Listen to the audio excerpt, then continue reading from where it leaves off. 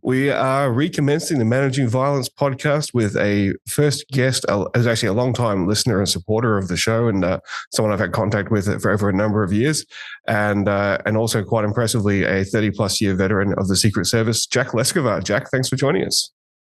Joe, finally, we've made it. We're here. Yeah, so be here. Thanks for having me. Absolute pleasure, Jack, and thank you for your willingness to speak openly about the topic we're going to be talking about today. So, for those that don't know, Jack has he reached out to me about maybe 3-4 years ago, possibly, just to say that is a fan of the show, and we started talking about how we could possibly do an episode. And at that point, Jack was still in the Secret Service, and obviously there are very prudent limitations on Secret Service agents speaking to podcasts, but since then has retired and is now working in a different private security role. And after the events that we're going to talk about, I reached out to see if Jack would be interested in still doing a show, and here we are. So it's been certainly a long time coming. So. Jack, just to get us started, for those that know nothing about you, and certainly you've led a relatively private life, given your career. Can you tell us a little bit about what's your origin story? How did you end up in the Secret Service? How old were you? What was the journey like? So, Joe, when I was in high school, I think we take it back to high school. You're trying to figure out what you're going to do in your future career. I had a teacher in high school. He was a history, psychology, and sociology teacher who was the hardest teacher I had. And, when you're going through it at the time as a kid, you hate him because he's that person that is pushing you. He doesn't want to take one-word answers from you. He wants you to explain. I hated the guy. But then after I got out of school, he's the one who prepared me for college. I love the guy. And I had the great opportunity. Mr. Kane, he passed away, but the high school that I went to, I had the opportunity to talk to Mr. Kane. We were at an outside event and I said, listen, you prepared me. You showed me how to do things. And you provided me that guidance to get through college and to go on to bigger and better things. I'm glad I got to do that. He really affected me greatly. But when I was younger, I took a real... I was very interested in psychology and sociology. What makes people do what they do? How does society affect people doing what they're doing? So that was kind of the path I was on. But I was also had this little desire inside of me to protect people. I was working at the time at a grocery store when I was in high school, stocking shelves. The doors open up and a police officer walks in. And this guy was probably... Everybody looked old when you're in high school, but he's probably in his 40s. He was 40s, early gray hair. Gray hair was perfect. Badge was polished. Uniform looked great. And I look at this guy and I'm like, I want to do that, And I thought, well, I like to protect people. I'm very interested in what makes people tick and what they make them do what they do. Maybe I should become a Secret Service agent. I'm a protector, And it's just like as Tony Blauer would say, a light bulb moment, happened. And I went from there and just went straight into college. And from day one in college, I said, I want to be a Secret Service agent. And the funniest thing is I grew up in a town in Ohio that at the time that it was very successful there before everybody started to kind of move when the steel mills closed. We had about 150,000 people there. So there was an FBI office there, but there was not a Secret Service office. So I'll never forget this FBI agent's name. His name was Agent Winter, right? Agent Winter shows up at all these career fairs, and I would drive him crazy because I would go up to him and say, okay, I joined the FBI. How do I become a Secret Service agent? He's like, it doesn't work that way, kid, But anyways, that's all I wanted to do. So I studied criminal justice and I minored in sociology in college.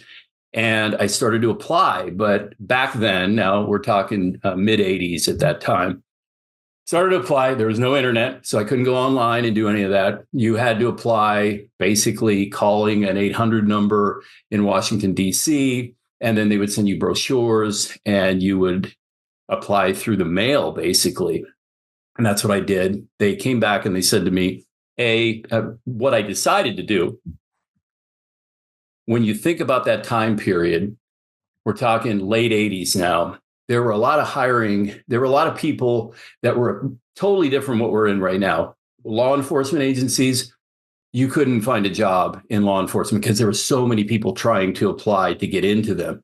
Now you fast forward to where we are today, you can't find enough people to do the job anymore. So I was looking at a lot of local law enforcement because I was told that I needed to get experience before I would be able to become a federal agent. And, these waiting lists were 100, 200 deep. And I'm like, I have no chance of that happening. So I started looking further into Secret Service about a year before I graduated. And I was told that there's a division called the Uniform Division, which is basically like the White House police, more or less. Mm-hmm. These are the guys that you've seen 3 weeks ago, the snipers that were on the roof that took the shot to take the assassin of former President Trump out. So I applied. I said, you know what? This would be a good way to get my foot in the door and eventually maybe become an agent or maybe just stay with the Uniform Division. I did that. I applied. And back then, the waiting process to get hired, it was actually pretty quick for me. From the time I applied, from the time I got hired, it was a little bit under a year. There were some people, you talk to people that were in the service and they, took 3 years and then their application went on what we call the shelf and then they had to wait and then they had to redo their paperwork. So, and all of the paperwork that we did back then, this was in 1990 now, was all on the typewriter. You would type these big long forms. There was we had word processing back then, but it wasn't at that point. So I applied and I waited and I waited. And I had I was about a month out before I graduated. And I really, I was talking to recruiters in Washington, D.C., and it really just wasn't, it seemed very positive, but no one could make the commitment that, hey, this is going to happen. Finally, 3 weeks before I graduated, I got the word that I was going to become a Uniform Division officer. And I was extremely excited. And so went through training, got out of school. 3 weeks after I graduated, I was 21 years old. I started I was actually a little bit early for school. So I was a little younger and then turned 22 in training. And then that was it. Did the training, worked in DC, Washington, DC for 3 years. And then took the test. The first time I took the test to become an agent, I did not pass it because the math portion, you'll talk to any agent on the job that would take the old Treasury test when we were under the Department of the Treasury. There was a lot of math on it. And it was one of those things where I was out of college for 3 years and I really didn't have those study skills. So what I did then was when I did not pass the test the first time, they had these pass books you could buy at the bookstore. We didn't have Amazon back then. And so I got one of those pass books and I would study just like you would study the police officer, the post test to be a cop. Every night I would dedicate like a half hour to an hour of just working word problems, things like that. And I did pass the test. So after a little bit over 3 years, I became a special agent. And then that was it. And I did, a 31-year career. I retired in 2022.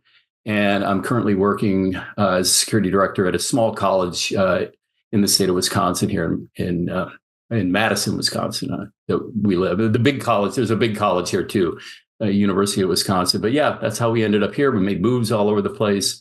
Met my wife on one of my posts of duty, and I've got 3 kids. 2 of my 2 boys are out of college right now, and my daughter is currently in college. So it's that's pretty much it. I mean, it's pretty basic, but it's been a great life. I've seen a lot of things. I've done a lot of things. I don't regret anything that I did, but I'm really, really happy. Like we said before we started the interview, that I'm done now and I've moved on. Yeah.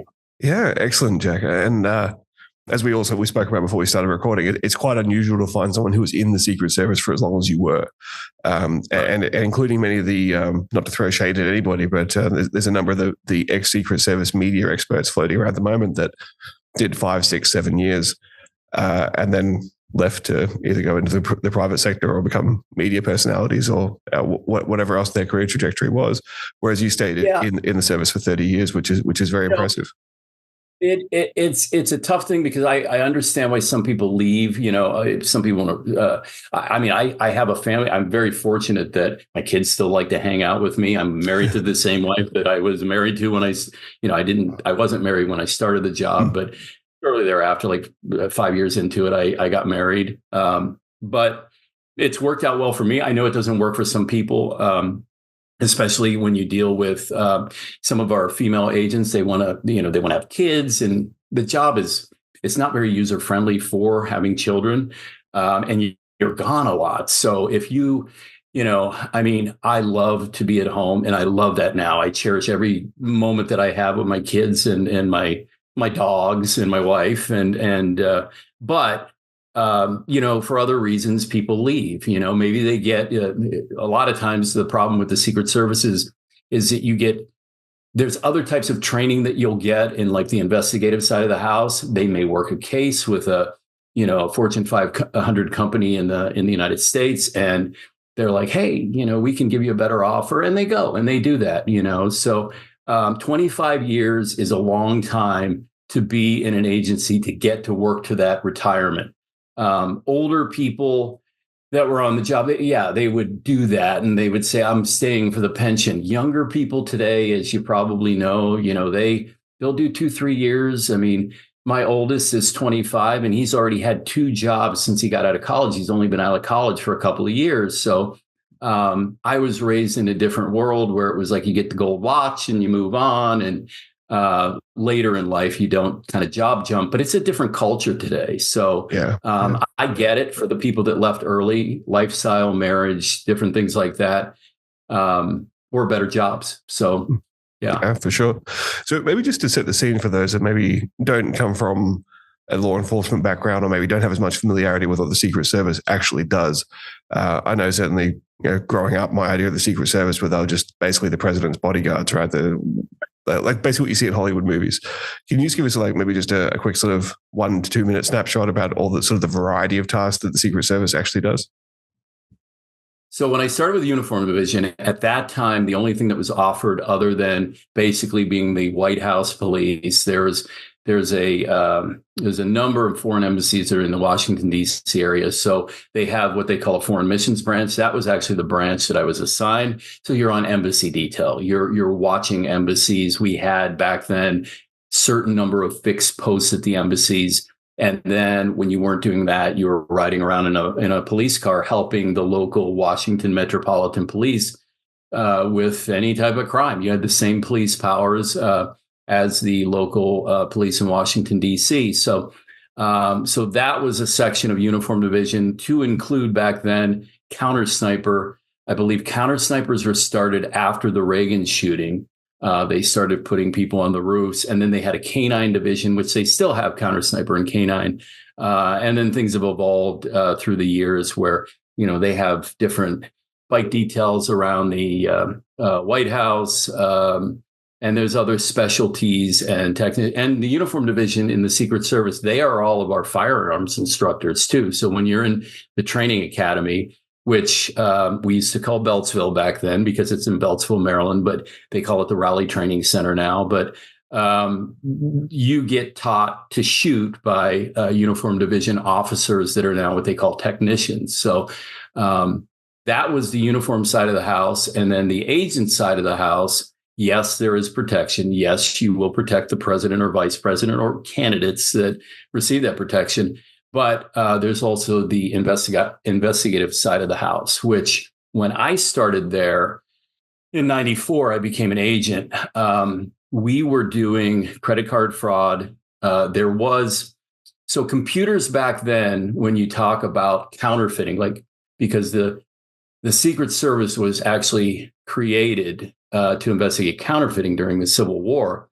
Counterfeiting back in the mid 90s was more or less still done on printing presses, like more formal types of print shop operations, large printing presses, nothing that you could put in the trunk of your car. But as we started to see in the mid 90s, we started to get the technology of people were getting computers in their homes. They were getting scanners in their homes. Now it was the the quality of the scan wasn't as great as, I mean, we have some really good stuff now. It wasn't that great, but it was good enough, passable stuff. So we were getting a lot of people that were actually creating counterfeit in their home if they had a computer and maybe a flatbed scanner and a printer that was somewhat decent. So we were starting to see an uptick in counterfeit money back in that time of year. Now, what we get is we can even buy it on Amazon, the movie money that's out there now. So you don't even need to make it anymore. But back then, it was predominantly counterfeit, credit card fraud. We were doing U.S. Treasury check fraud. So if you get a government check, some people would alter it. Some people would steal them. They'd cash them. So we were doing that also, and bank fraud also. So that, and a bank fraud violation is shared with the FBI in the United States. So we were doing financial crimes more or less, and the cyber stuff is kind of what it's evolved into today.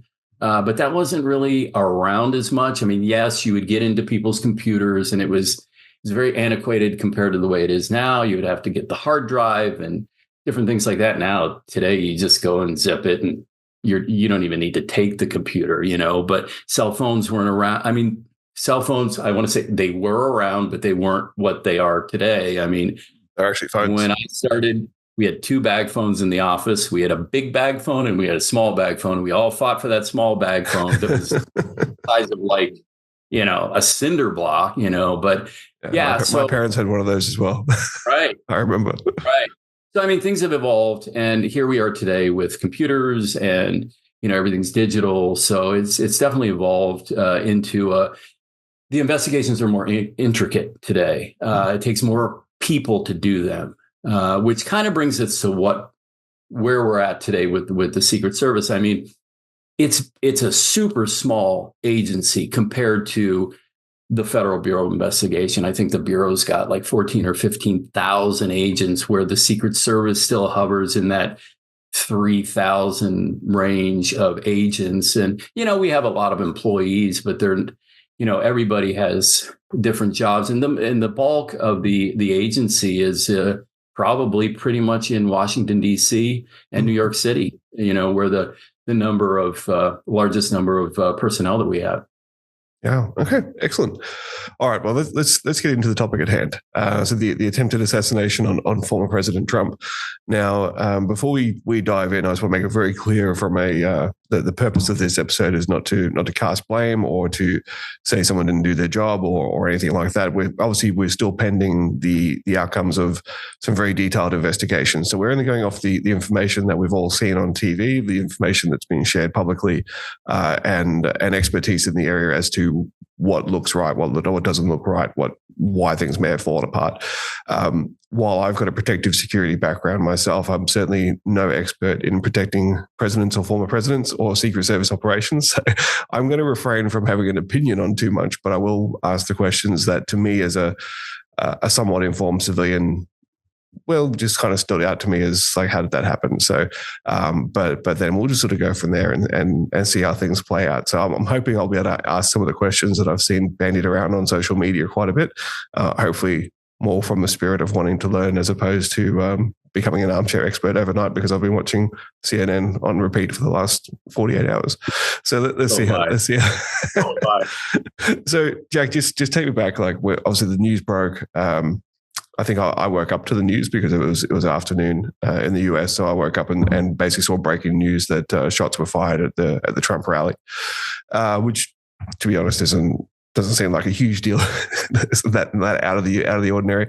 But then you find out that obviously Trump was hit, and things sort of start to spiral from there. And we're all sort of glued to our phones or TVs trying to find out what the hell is happening and what does it mean next. So take me back to, how did you find out? What was your first reaction to it? So I'm doing yard work. I'm listening to a podcast because I'm waiting for your podcast to come back online. So I can I was just waiting for the right guest, Jack. So I'm listening to a podcast, and I have obviously my phone is in my pocket because I'm listening to podcasts, and I just start cutting the grass basically. And my mother, who's 78 years old and lives in Ohio, texts me. And just to put this in context, where former President Trump was the assassination attempt happened, I grew up less than an hour from there. Wow. So I'm kind of familiar with Butler, Pennsylvania.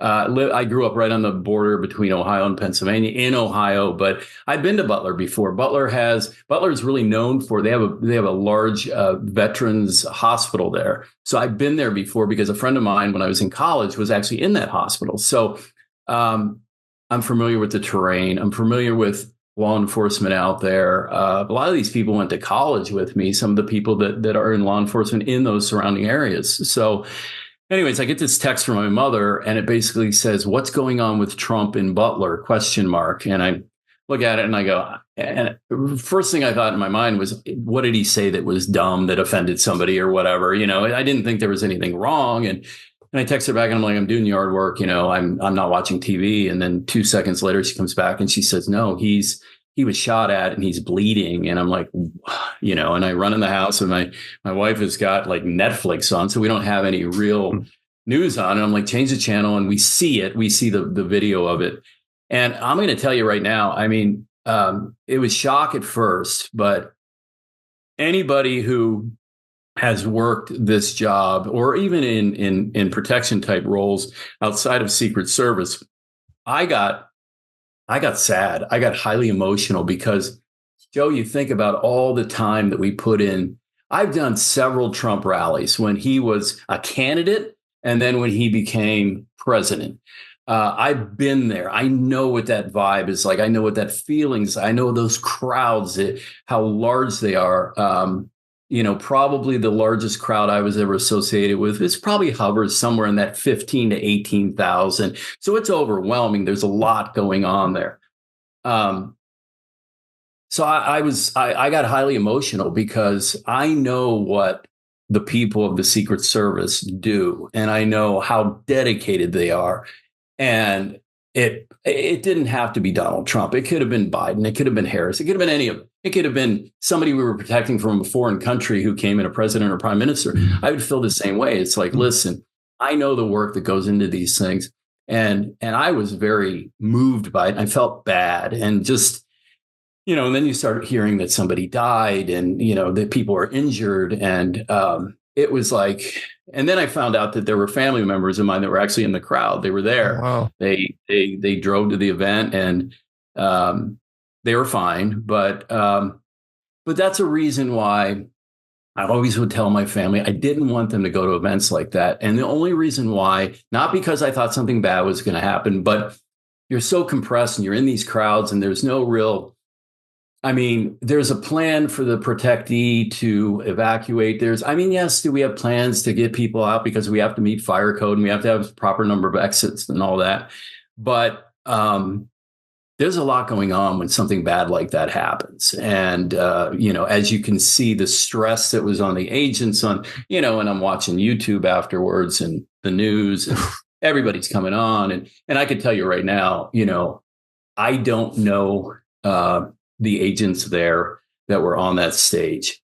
But I also felt terribly bad for that female agent who is all over TikTok, who's all, Yeah, she's been brutalized. She's been absolutely brutalized. And you know what?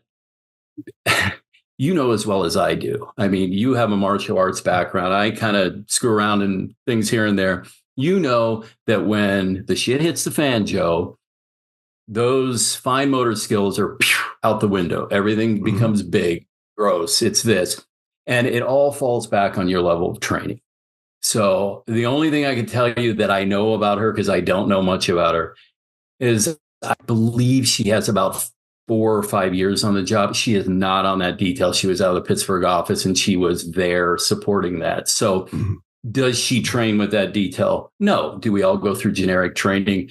When I say generic, specific training in Secret Service school? Yes, we do. So we can work together. But in a situation like that, when shots are ringing out, we all don't know what we're going to do until that actually happens. And I think everybody struggles with that in the Secret Service. Am I going to duck? Am I going to cover them? Am I going to do the right thing? And you mentally do that in your mind.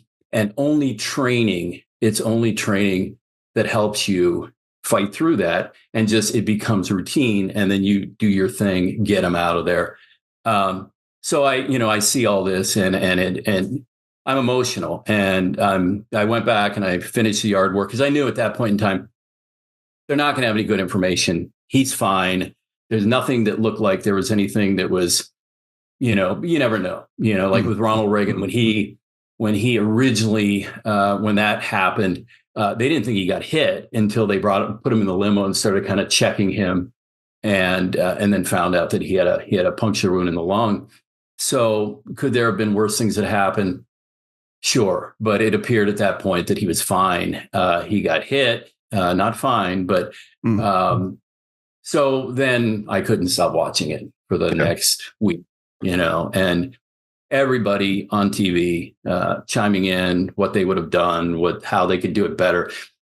And I could tell you, when you watch that and you see the evacuation when they're on the stage with them, one thing I can't understand is, we're trained to cover, shield, and evacuate, which they did. He is trained as a former president. He knows to drop down because he doesn't have the podium that's ballistic because he's a former president. What he does have is it's steel plates that are in the front. So that flag thing is decorated nicely and it's steel. So he knows to get down and to drop. But what I thought was strange was how he popped out of the crowd or out of the group of agents. And I'm thinking to myself, we've all been in stressful situations before. Who would even think about popping your head up and making a statement? Like at that point, you'd probably be in shock going, get me out of here. You know what I mean? Yeah. And he did. He's a showman. He's like P.T. Barnum. Yeah. I think he sees the value in, hey, this is a great. Who would be thinking that at that point in time? You would just be thinking, let's go. Let's go to the hospital. Let me get checked. Who would think about getting their shoes at that point? You'd just be like, let's get out of here. You probably wouldn't even remember getting into the car because it would just be a blur. But that was what I thought was strange. And they did the best that they could. And, there's certain things that you can do and you can't do. I mean, we watch these videos on YouTube and you see like these, the Russians and the North Koreans, and it's all like a choreographed John Wick type thing. And they're running and they're closing doors. That's not really reality. That's kind of stage stuff. So I'm not going to say nothing that they did was perfect, but they did a good job. And my heart goes out to them because, we all wonder what we would do, and we hope that we would do what they did, But getting back then to how could the shot occur, and what happened, and when we secure these sites, Congress they're hammering the acting director right now. Why is the perimeter so short? Why was that? I can tell you right now, the first thing that we would have seen going onto that site would have been those buildings. And the first question that would come from a Secret Service supervisor or a site agent or just anyone, what are we doing about those buildings? And what we do is the Secret Service, because we're such a small organization, we can't cover everything. Well, before I started with the service, I thought maybe we had a lot of military support, which we do. There is military assets that come. They support us with EOD and K9. They support us if it's a presidential or vice presidential level. They support communications. But at a former president level, what are we doing out there? How are we securing that? I can tell you right now, all day long outside of that fence perimeter, it's most likely going to be local law enforcement, whether it be TAC teams, SWAT teams, ESU, regular patrol. We've even used, not that close in, but I've seen it before where they may not have the assets, locals have the assets. We've used like cadets, people on overpasses to make sure no one parks on an overpass with a truck or tries to throw something on the motorcade. So we get very creative.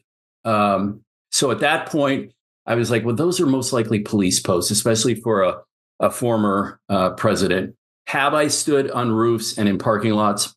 Yes, I have. Normally that's for presidential level, or it's going to be maybe a major event like the United Nations General Assembly, the Olympics, things like that. But typically, and I think this is where the service is looking at correcting certain things, like what type of assets do we give a former, similar to what we give the president? It's difficult because there's a lot that goes into it. The general public doesn't realize the amount of personnel that it takes to support one of these sites. So I think, now moving forward, those are things they're looking at. I think what they ought to do is they should have a lot of outside people come in, people from maybe the military. There's a lot of people in Congress that are former military members that could really add some value and maybe tell us what we're doing right, what we're doing wrong. There's a lot of people in Congress that probably shouldn't be telling us to do anything because they don't have that background. But there's a lot of credible people, I think, that could bring value to,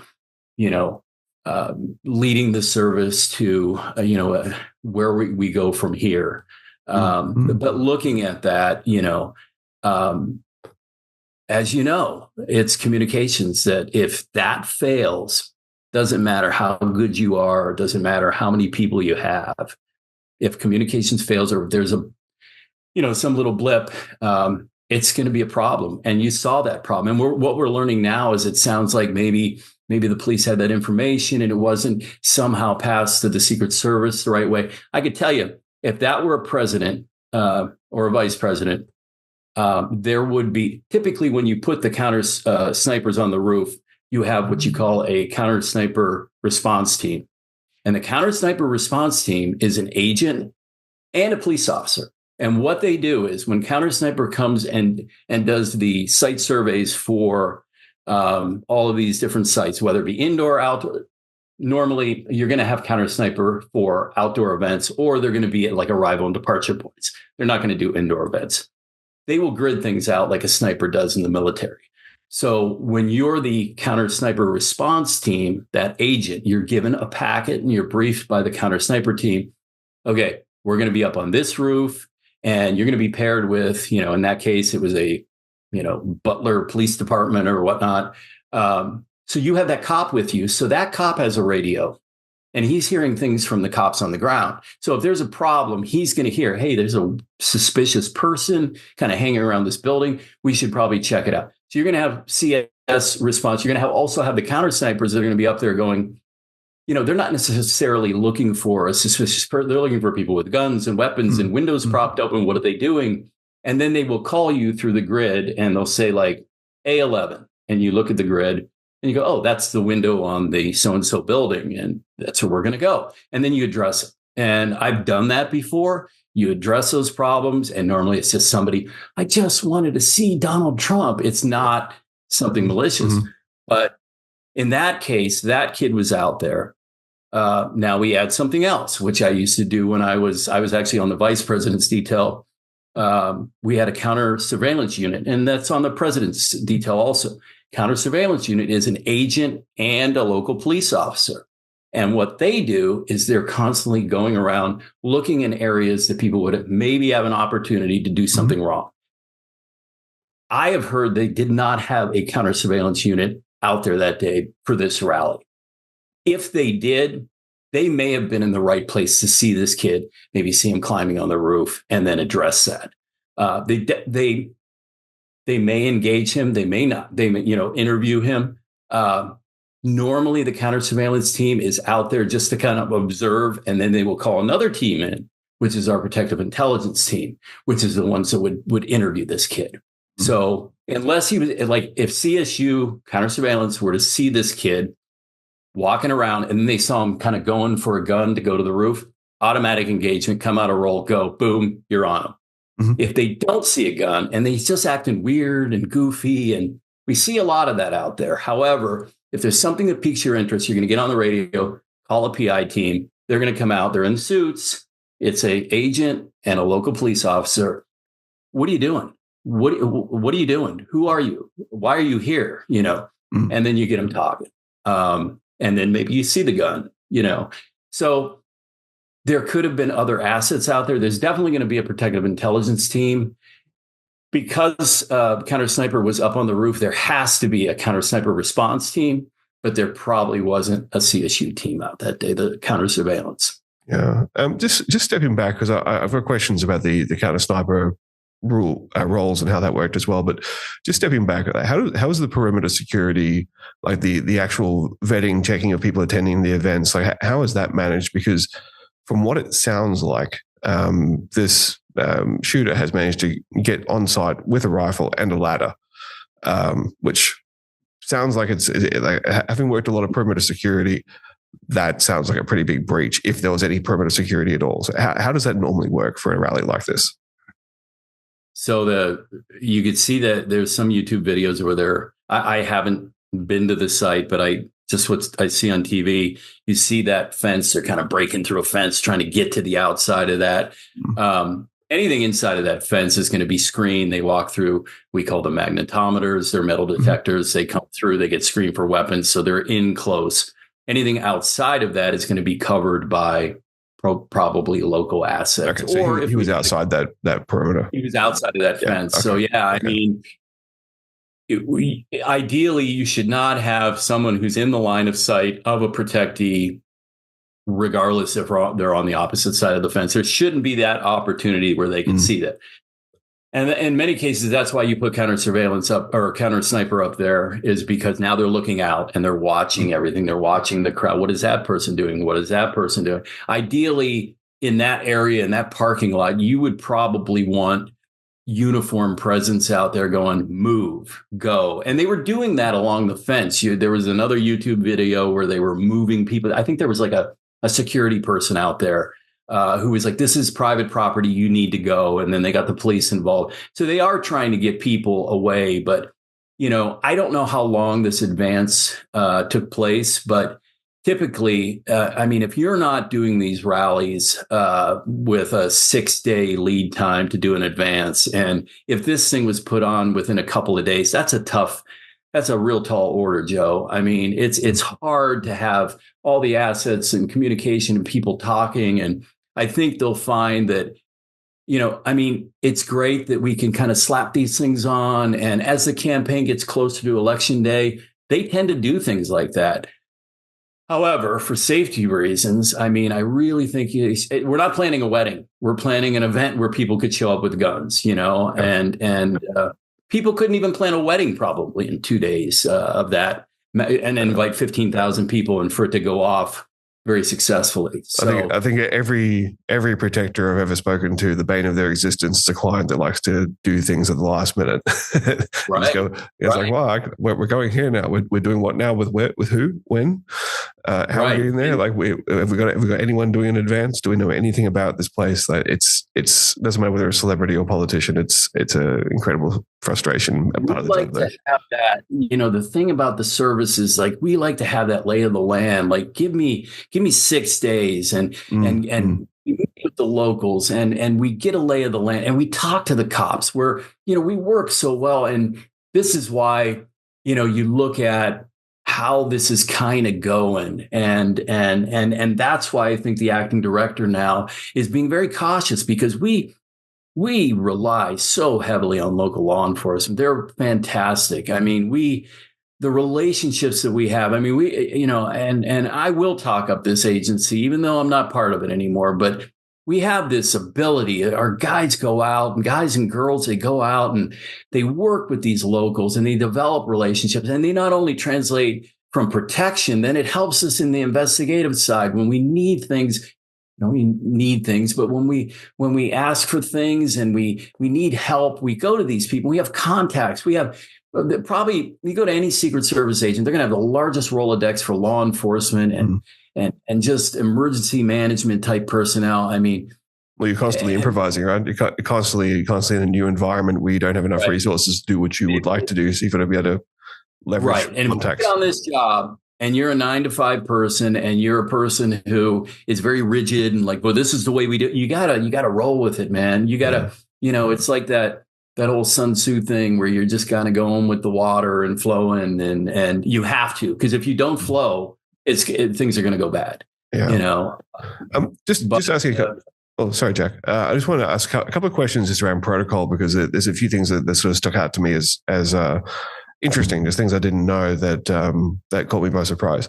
And I'll just sort of rapid fire a couple of questions, because I know these ones have come up a lot in the maybe less informed discussions that I've read. Once the shooter was identified by a member of the public, it seems that they then told possibly local law enforcement.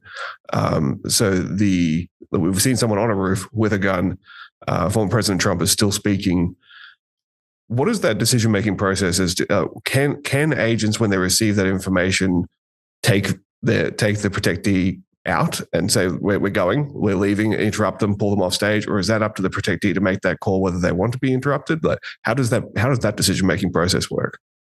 I mean, they've done it before. I mean, if you look at some of those old Trump videos during the last campaign, when he was running, they would go right up on the stage and surround him and move him, and he would go. Yeah, sure. I mean, they don't need to tell him they're coming. They just move him, So if we have information, in those cases, I think they were because somebody maybe jumped we call it bike rack here, but the fence area not where real we close, have that. That's the reason we have the buffer. It's just like being in prison. It's like you can watch the guy jump the one fence and you have some lead time before he jumps the other or tries to jump the other. So that little buffer area is put there for a reason, just to kind of give them a complication and then slow them down. And then you have enough time to react and maybe evacuate. But they've done that several times in the past. So it's nothing new.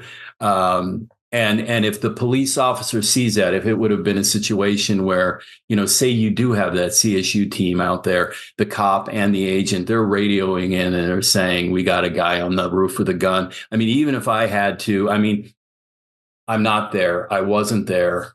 I don't know what I would do, but people are like, well, what do you think you would have done if you couldn't see? Well, first of all, the counter sniper team, because they know that there were police in that area, they want to be cautious, because the one thing that all the experts say, and this guy should have been shot before he got around on, they need to verify that he's not a cop on that roof. They need to make sure 100% that this isn't just some police officer. We've had other agencies that have supported us who've decided to look through their scopes on their rifles to just get a better look. You know what I mean? And they're not doing it in a bad way. It's just that they're like, well, I've got this optic here. Let me use it, So you want to make 100. I mean, you can't just take a shot.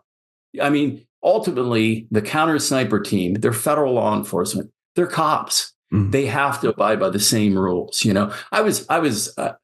I couldn't believe it when I started with Uniform Division. We're walking around the White House and it's really cool. And you get to go on the fence and you see inside and all that. And we're like, what happens if someone jumps the fence? And they're like, it's a trespassing charge. And you're like, are you kidding me?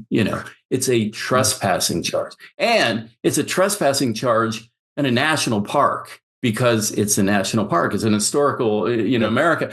And you're like, we can't just shoot them. And they're like, well, it depends on what they have, and what their intentions are. So it's not like we're in Iraq and we can just go boom, boom, boom, boom. No, you have to make that judgment. Sure. That guy, he made the judgment, and when he did, one shot, and that's it. That's probably the next question I had. I think you've kind of answered it. Was it appeared the reaction time between the shooter firing 8 rounds, I believe, and the one fatal shot delivered by the counter sniper was very, very quick, which would lead me to believe that and I haven't looked into whether this has been uncovered as part of the investigation yet. It would lead me to believe that the shooter was in basically he had a bead on the shooter anyway, and he was waiting for permission to take that shot, or at least was aware of where he was. The reaction time was so fast to be able to identify where the shot has come from. And the other thing is, early on, there was the thing. Well, there was a 3-minute lag time, and he was waiting because he was told not to shoot. Counter sniper team, Secret Service, they call their own green light. When they feel they should take the shot, they take it. There's no one telling them in a trailer or a RV somewhere in a command post, take the shot. It's not like TV where take the shot. It's boom. Is this a target? Does he have ill intention? I'm taking the shot. He makes that own decision. And the funny thing about the counter sniper team, again, I don't know the makeup, but I believe there were 2 that were Secret Service. That wasn't even their area of responsibility. When you're thinking about like a SWAT team going into the door, okay, you take this corner, I take this corner, I take high, you take low. Everybody's got their own little sector. So he was shooting from not even the area that he had a responsibility, and could barely see him. We joke about the sloped roof, that was the big thing in the news. But from seeing the individual on the roof, the only thing he could see is, I believe, his forehead and like the top of the scope. And he shot him in the head. Incredible shooting. If it's close shot, and those guys are trained, they get trained by the military. They spent a lot of time out there doing that. So it was a great shot. But again, everybody's got their area of responsibility. So I think that, we'll see how that plays out with what the final outcome is. And, you have your conspiracy people that believe that, the Secret Service doesn't like this person or that person. That's why they looked away. Yeah. That would be, even if you wanted to do that, you couldn't do that because there's so many moving parts on these things that it wouldn't work. Yeah, Jack, look, I think there's a lot of ground we've covered there. Obviously, a lot of the questions are coming from a place of people just don't know, and people's idea of how we do this is very much informed by Hollywood movies. And those that have worked in security may have some idea, but still, it's a dynamic and fluid environment. And as we mentioned, you can do this job perfectly 1,000 times, and you'll always be judged by the one time where it doesn't go well. And the one time it doesn't go well is the first time you've really done it under that level of stress. Even look the video of the agent trying to reholster a weapon that unfortunately has just, I don't know how you come back from that, how you process that from a personal resilience point of view. I've never trained to reholster my weapon quickly. It's never really been a thing that I've done reps on drawing quickly. I've never done reps on how to reholster under stress. And I can imagine the embarrassment, the frustration, everything going on. And she's trying to not look inept, but she's, we don't know. We don't know about the background there. So there's an awful lot of think about it too. It could have been a lot. She could have put her finger by the trigger, and she could have shot herself. 100%, right? And ultimately, So, and just to call out a couple of things there, if she had been a good-looking white guy, she wouldn't have been torn apart the way she was. And that's bullshit to me. That she has been made a mockery of purely because she was female and because she didn't look like a tough agent or something. And that's mostly just because of the people that are the ones doing the mocking. I'm going to tell you right now, I've worked with male, female, all different races. The Secret Service, and I could say this because I did 31 years there, it's very much like the military. We do not look at the skin color or the sex of that person. We look at their capability and how they do the job. I've worked with so many people that have added value. I've worked with so many females that have added a lot of value and made our work a success. So making this girl a meme, looking at this person, I think of, I don't know if she's married or not or has children, but she's got parents and they're proud of her. And shame on you making fun of that person. 100%. Things need to be corrected. Absolutely, there are. And that's partly the fault of the service for not training that person properly. And they probably did train her properly, but the training is not constant. And that's something that maybe they do in the future is that have more. I tell you what, before I retired, I remember we had a person that we brought over to the U.S. Marshal's office, and the Marshals here in America, they're the ones who process them for federal court. And I remember just kind of talking with the Marshals here, and I'm like, I heard one mention, hey, we're doing handcuffing on Friday. Who does that? Well, they were doing it, just basic things like that. Take some time out, take 30 minutes of the day. Practice your handcuffing, practicing your holster maneuvers. Do things like that. Dumb little thing. It doesn't take much time, but doing routine things like that train you for in those situations. Maybe it becomes routine. It becomes muscle memory. Again, I look at that and I look at all the good people that I have worked with, and to cheapen it to be a cheap meme on TikTok and all the little funnies. That's great. Okay, bravo, you did that. But I'm sure none of us want someone following us around waiting for us to do something dumb at work and then putting music to it and spreading it around the internet. So don't follow me every day because you get a lot of that. So seriously, it's But just as we're coming close on time, Jack, just give a bit of a platform. I know you and I have had some discussions around things that you think probably need to change or we need to look at. So you've got a lot of runs on the board. You've got a lot of time spent in the trenches. What are some of the things you think the Secret Service should take as learnings out of this moving forward to try to prevent this sort of thing from happening again? Probably the number one thing would be training. And it's just like law enforcement. We see this in America where we see they don't know what to do when they have the person down because they freeze or they go to their tool quicker than they need to because they don't know basic maneuvers to control that person. So more training. And we all would love to have more training, but We don't have the time or the resources or money. The problem with a tempo that you have, even like a candidate right now, former President Trump, I mean, they're constantly traveling. The vice president's traveling now because she's running for president. The tempo that's happening is we're just reacting to these advances. We're not able to train and do things like that. Maybe maybe what can evolve in these situations is maybe part of the advance. Not only are you advancing sites, but maybe every day you spend 30 minutes and you work on something, or at least put everybody in a room and go through scenarios and visualize things. We know that with visualization, we can accomplish a lot of great things. I mean, they did a study in America, the basketball study, where they had the people actually making the baskets, they had the people thinking about making them, and then they had people that didn't do anything. And the people that thought about it, that visualized making that shot, did almost as good as the people that practice. So there's a lot of methods, a lot of things that they could do out there. There's so much in today's world that can aid and help. And I think training is definitely a factor. Another thing would be to do everything you can not to shorten these advances to, again, I don't know what they did out there, but that looked to me like that was probably a 3-day advance. You can't do that. You need to have more time. You need to have time to coordinate with the cops and to put everything together correctly so that you don't have that spot that there's a hole, or maybe somebody walks away from that area for a second to go to the bathroom and it's not covered. There's a lot of times where we've dealt with other agencies, and they talked about why were there HSI agents out there? Well, we've always supplemented throughout the campaigns. When we were Treasury, we would do it with ATF agents and IRS agents, and you just need more people out there. And a lot of times they didn't understand the concept. They would just walk off post to go to the bathroom going, what's wrong? It's like, well, you just left post, So if you weren't a cop before or in the military, you probably don't understand that concept. They're not doing it on purpose, but again, that's another thing is the advance time has to be a proper amount of time to do a proper advance, especially for a crowd of 15,000 people. I mean, it's bad enough when you compress an advance like that and you're doing a fundraiser for 50 people, let alone 15,000. That's a lot of people. Agreed. No, that's great points, Jack. I think everyone who listens to this podcast will be a big fan of more training, but ultimately that's the only way to get better at things, right?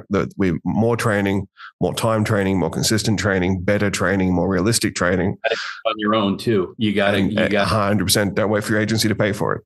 That's it. Yeah, I've done it myself. I mean, I noticed when there was a kind of a lull and we weren't getting anything, I'm like, I got to seek my own out. So you look at all these people. There's a number of people that are online they do a lot of stuff online. You can go to live courses. You can do everything from martial arts, Krav Maga, jiu-jitsu, shooting. There's so much that's out there. You have to do that. They're perishable skills. And if you just ignore them and think you're good because you went through training 10 years ago, you're going to fail. Yeah, 100%. Couldn't have said it better myself. Take advantage of the free resources. Join your organizations. Join ASIS. Not that I have any connection there other than being a member, but there's a ton of free training once you sign up for your membership. Like if any of this stuff is part of what you do for a living, then you don't want to be the one that's being memed because the shoe could very easily be on the other foot. So, Jack, I really appreciate you taking the time to give us insights that we can't get literally from anywhere else. So, thank you very much. It's been an absolute pleasure to speak to you for this long after years of messages and emails back and forth. But look, we'll do it again in another 2 years or so, right? let's hope we don't have it. Let's hope we talk about something other than another assassination attempt, perhaps. But Jack, thank you so much. It's been an absolute pleasure. Wish you all the best, and thanks for being our return guest.